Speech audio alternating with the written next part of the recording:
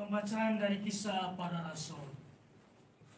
Di kalangan jemaat di Yerusalem, ketika jumlah murid makin bertambah, timbullah semut-semut di antara orang-orang Yahudi yang berbahasa Yunani terhadap orang-orang Ibrani, karena dalam pelayanan sehari-hari, pembagian kepada janda-janda mereka abaikan. Berhubung dengan itu, ke-12 rasul memanggil semua murid berkumpul dan berkata, "Kami tidak saudara, pilihlah 7 orang di antaramu yang terkenal baik, yang penuh dengan Roh Kudus dan hikmat, supaya kami mengangkat mereka untuk tugas itu, sehingga kami sendiri dapat memusatkan pikiran dalam doa dan pelayanan firman." Pesan itu diterima baik oleh seluruh jemaat. Lalu mereka memilih Stefanus, seorang yang penuh iman dan Roh Kudus, dan Filipus, Prokorus, Nikanor, Timon, Parmenas, dan Nikolaus, seorang penganut agama Yahudi dari Antioquia. Mereka itu dihadapkan kepada para rasul. Lalu para rasul pun berdoa dan meletakkan tangan di atas mereka. Firman Allah makin tersebar, dan jumlah murid di Yerusalem makin bertambah banyak. Juga sejumlah besar imam menyerahkan diri dan percaya. Demikianlah sabda Tuhan. Syukur kepada Allah. Referen Mazmur tanggapan. Kasih setiamu ya Tuhan kiranya menyertai kami, seperti kami berharap kepadamu. Kasih-Mu ya Tuhan, kiranya menyertai kami, seperti kami berharap kepadamu. Bersorak-sorailah dalam Tuhan, hai orang-orang benar, sebab memuji-muji itu layak bagi orang jujur. Bersyukurlah kepada Tuhan dengan kecapi, bermazmurlah baginya dengan gambus 10 tali. Kasih-Mu ya Tuhan, kiranya menyertai kami, seperti kami berharap kepadamu. Sebab firman Tuhan itu benar, segala sesuatu dikerjakannya dengan kesetiaan. Ia senang pada keadilan dan hukum, bumi penuh dengan kasih setianya. Kasih-Mu ya Tuhan, kiranya menyertai kami, seperti kami berharap kepadamu. Sungguh mata Tuhan tertuju kepada mereka yang mengharap akan kasih setianya. Ia hendak melepaskan jiwa-jiwa mereka dari maut dan memelihara hidup mereka pada masa kelaparan. Kasih-Mu ya Tuhan, kiranya menyertai kami, seperti kami berharap kepadamu. Bait pengantar Injil. Haleluya, haleluya, haleluya, haleluya, haleluya, haleluya. Haleluya, haleluya, haleluya, haleluya, haleluya, haleluya.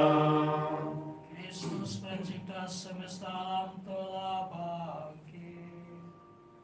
Ia penuh belas kasih kepada umat manusia. Haleluya, haleluya, haleluya, haleluya, haleluya, haleluya. Tuhan sertamu. Dan serta Kamu juga. Inilah Injil Kristus menurut Santo Yohanes. dimuliakanlah Tuhan. Ketika hari sudah mulai malam, murid-murid Yesus pergi ke danau, lalu naik ke perahu dan menyeberang ke Kapernaum. Ketika hari sudah gelap, Yesus belum juga datang mendapatkan mereka, sedang laut bergelora karena angin kencang. Sesudah mereka mendayung kira-kira 2-3 jam, mereka melihat Yesus berjalan di atas air mendekati perahu itu. Maka ketakutanlah mereka. Tetapi Yesus berkata kepada mereka, "Ini aku, jangan takut." Mereka lalu mempersilakan Yesus naik ke perahu dan seketika itu juga perahu mereka sampai ke pantai yang mereka tuju. Demikianlah Injil Tuhan. Terpujilah Kristus.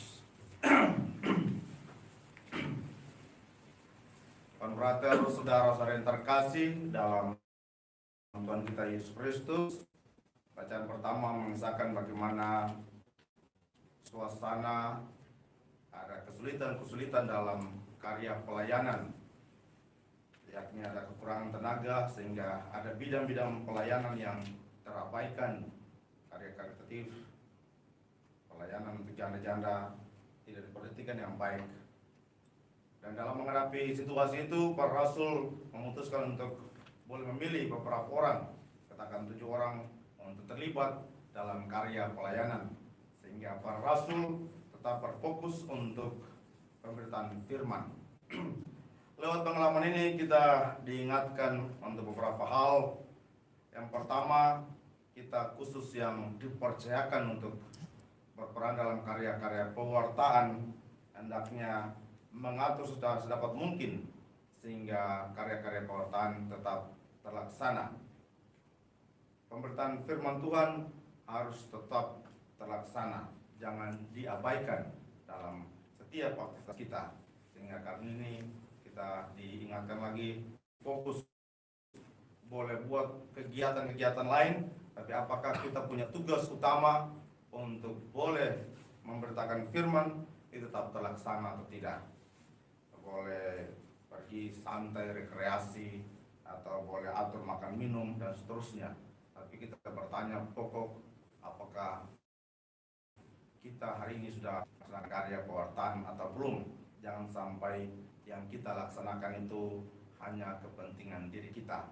Ini menjadi refleksi bagi kita semua dalam aktivitas dan karya kita setiap saat. Yang kedua, yakni dalam karya-karya pelayanan kita diingatkan untuk juga membangun jejaring, melibatkan banyak orang, melibatkan berbagai hal sehingga karya pewartaan itu menjadi lancar, bahkan menjadi lebih efektif dan efisien dalam kehidupan kita. Pada zaman sekarang untuk soal jejaring atau membangun kerjasama itu hal-hal yang mempermudah, ada banyak hal yang mempermudah. Kita tahu zaman sekarang misalnya untuk bisnis perhubungan tidak harus punya mobil banyak, Grab, Gokar, atau Gojek, itu bangun usaha dalam bisnis mobil, tidak punya mobil, hanya lewat aplikasi.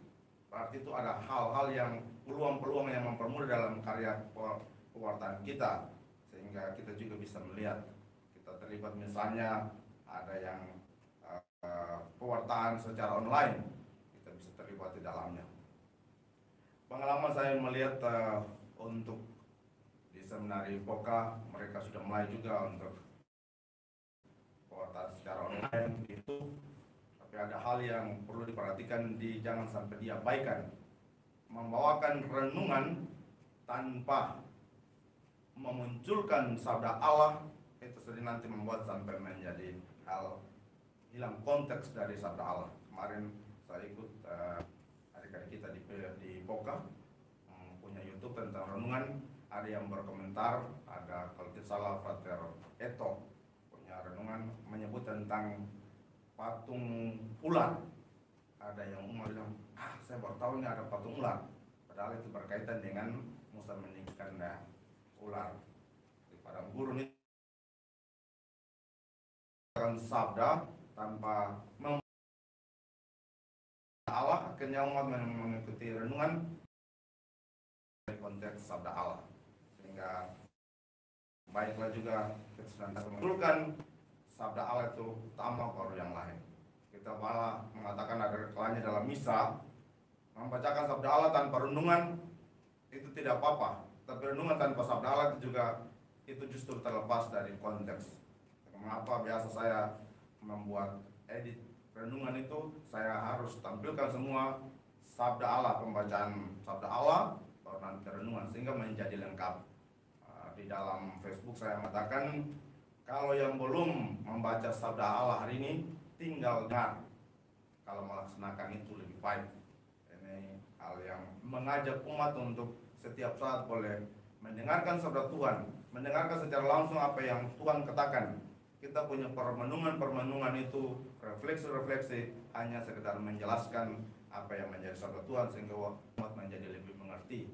Tetapi kalau umat sudah tangkap lebih langsung sabda yang kita bacakan, itu jauh lebih bagus.